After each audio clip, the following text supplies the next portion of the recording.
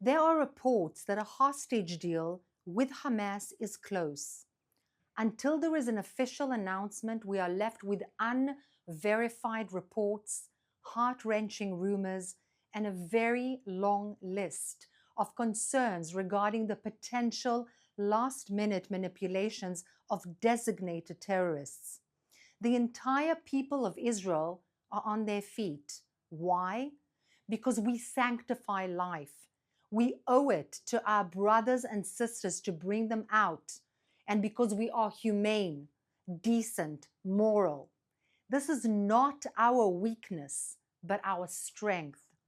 We also owe our sons, brothers, fathers, and uncles, as well as our female combatants, the honor of not giving in to the hideous, inhumane Hamas terrorists.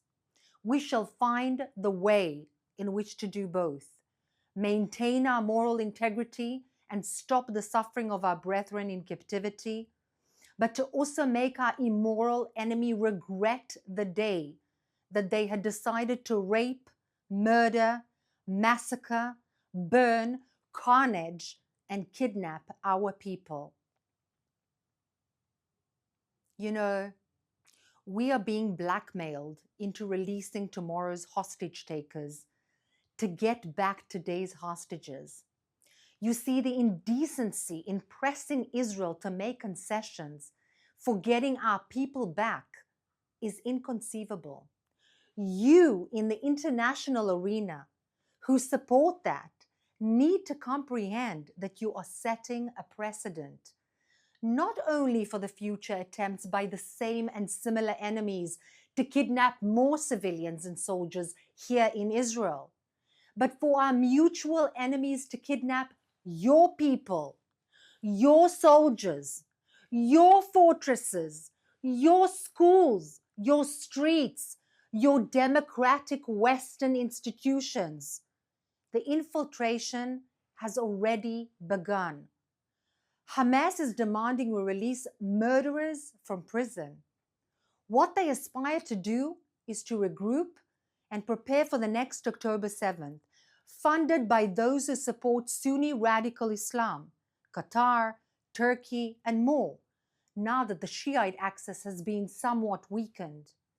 One way or another, our hostages must come home, and we can never allow radicals to take new hostages, to spread their deadly ideology, to continue to indoctrinate their youth with hatred. The backers of radical Islam like Qatar, Turkey, Iran, and their cronies must be held to account. They blocked life-saving aid to hostages. They allowed Hamas to keep our hostages for 467 days and counting.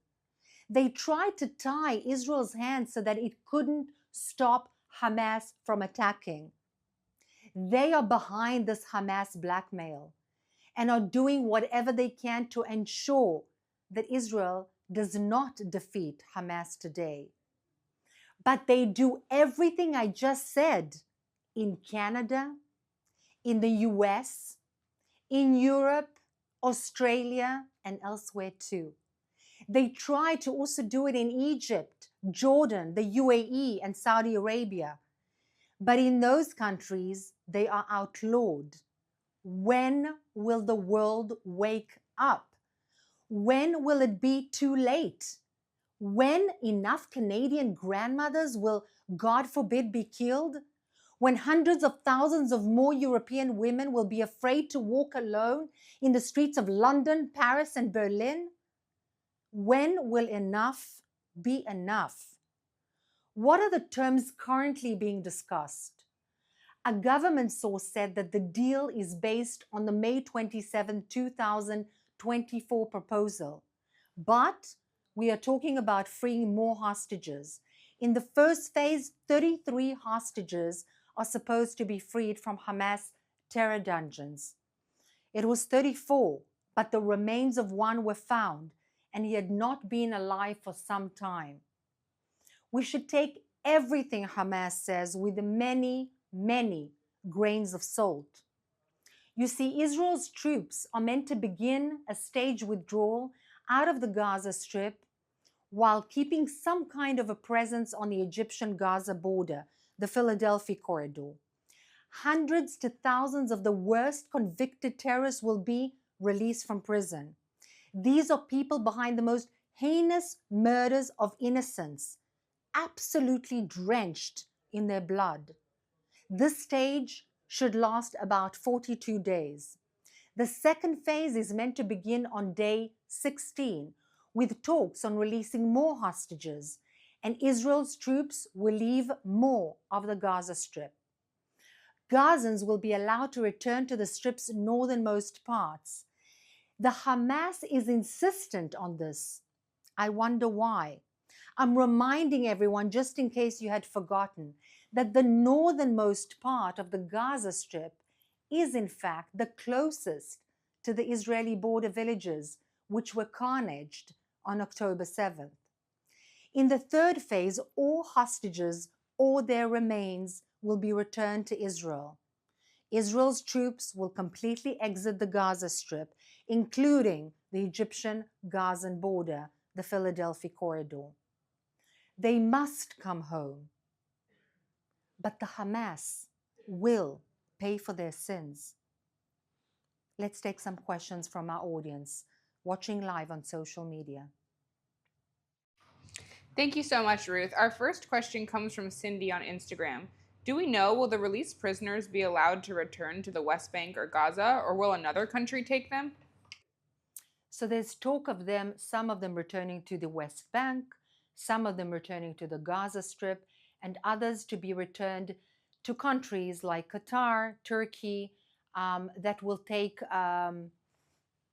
turns in hosting, if you can call it that, them and perhaps their families.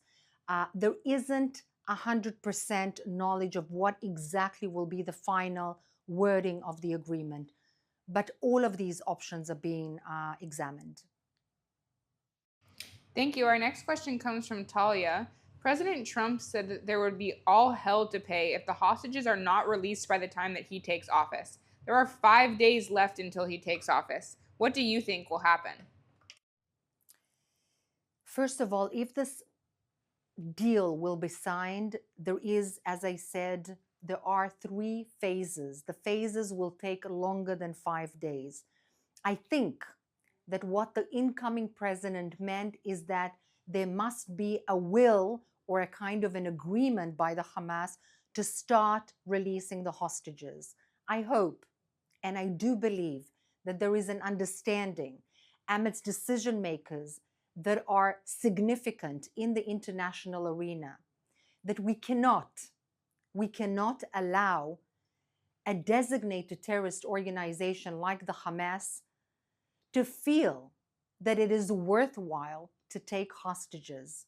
Because if we allow that, not only will it be a precedent for taking more hostages in Israel, but it will also set a precedent for taking your people as hostages. As I said, in the West, everywhere, no one will be safe, and no one is safe from radical ideology and Islam. Thank you. Our next question comes from Instagram. How are the other Iranian proxies reacting to news of a potential hostage release deal? What can we expect from Hezbollah, the Houthis, and from the Iranian regime itself?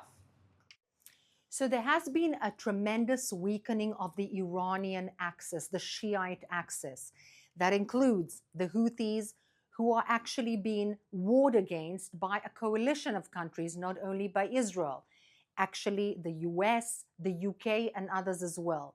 There has been a weakening of all the proxies, certainly Hezbollah, that the IDF has hit very hard. But does that mean that the Iranian tiger is laying still?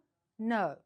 On the contrary, I feel that a wounded and a hurt tiger is somewhat more dangerous. They may resort to very dangerous means via which to kind of return their honor, their national pride, or what they call their national pride, by killing, murdering, trying to strengthen their proxies by smuggling weapons, by smuggling drugs, by using other countries as passages for smuggling people, arms, drugs, and things that are absolutely immoral.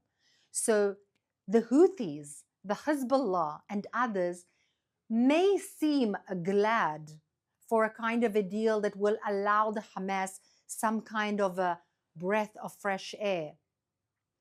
But hopefully, this will be only temporary, and there is a significant weakening of the Shiite axis.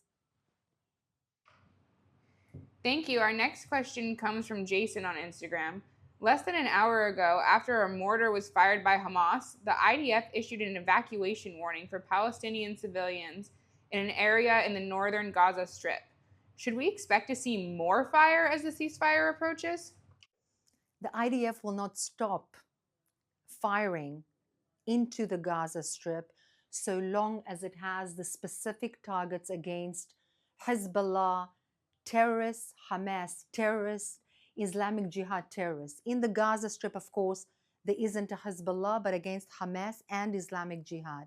They will not stop until the very last moment of the ceasefire. We, as opposed to our enemies, honor ceasefires, and we will stop after, at least temporarily.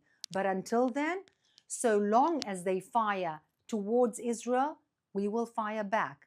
And mind you, if they continue to do so, despite the agreement, Israel will have the full right to retaliate because the government has a responsibility to take care of its own civilians, like every government on the face of the planet. Thank you so much for being with us today. That's all we have time for. And we'll see you tomorrow again at 3 p.m. Israel time, 8 a.m. East Coast time. Thank you.